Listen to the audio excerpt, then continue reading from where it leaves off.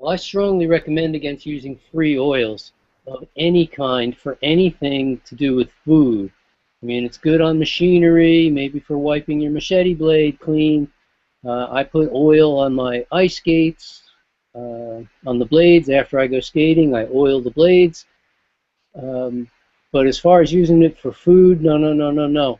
This is one highly refined product. This is so highly refined that if you read the label, the only thing in there is oil. I mean, this is pure fat. This is this is as much the definition of empty calories as refined sugar or refined white flour or protein powder. This is pure fat. I mean, there's no fiber. There's any minerals that were there have been removed. Vitamins that can be gotten rid of have been removed. Um, Antioxidants, phytonutrients, I mean, everything's out of this stuff. The protein's gone, the carbs are gone, and this is something that I really shun. There's no way to make refined oil without it already having begun to go rancid.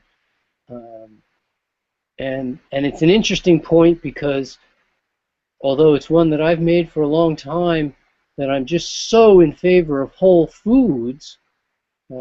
Now we see people like Dr. Dr. McDougall and Ornish and Greger and of course T. Colin Campbell coming out saying it's got to be whole food. Really, and each of them gives excellent rationales for abstaining from free oil as being the worst thing you could possibly do for your heart health, and for sugar metabolic health. Free oils really mess with your system.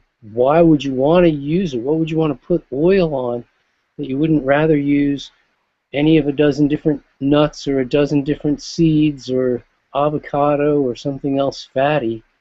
Um, I just, what do you, I don't have a recipe use for oil unless, I mean, maybe if I was trying to figure out how to make some kind of a vegetable wrap, a vegetable cracker that I wanted to become more flexible, so I built oil into the recipe just to see would that make it stay softer. I don't know if that would even work, but it's just a thought, but it's not one I'm going to try. I'm not about to start using refined oils in food. It's whole food is, I mean, when we talk 80-10-10, we sometimes get really wrapped up in the caloric-nutrient ratio, but I give my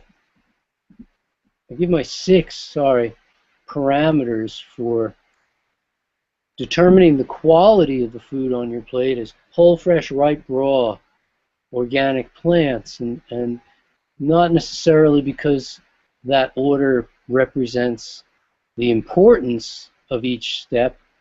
I think they're all equally important, but whole food is right there at the top of the list, and and you just can't get farther away from whole food than an oil, a vitamin supplement, protein powder. These are all as refined as you can possibly get. And you either get refined calories or you get refined nutrients. Either way, these are empty calories and empty nutrients. They work against you in a lot of ways. They throw off your nutrient balance of one thing to another. They create by consuming them, you create nutrient imbalances that only the consumption of whole foods can build back up. So for me, I'm just not in favor of it. You know, somewhere you got to draw the line. And how big of a deal is it if you're going to use a drop or two drops? I guess a teaspoon. Where are you going? How often? Does a little use lead to a lot of use? Personally, I would learn recipes that utilize crushed seeds or crushed nuts if I want to get something fatty into my dish rather than using oils. Perhaps you're just starting a raw food diet and you're looking for tips and recipes to succeed. Or maybe you're an athlete looking to reach new levels in your pursuit of fitness. Or if your goal is simply to experience the highest expression of your health. It's simple. 80-10-10 is the answer.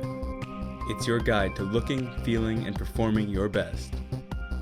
Visit foodandsport.com now and pick up your free gift, which will have you on your way to understanding and using the 80-10-10 diet.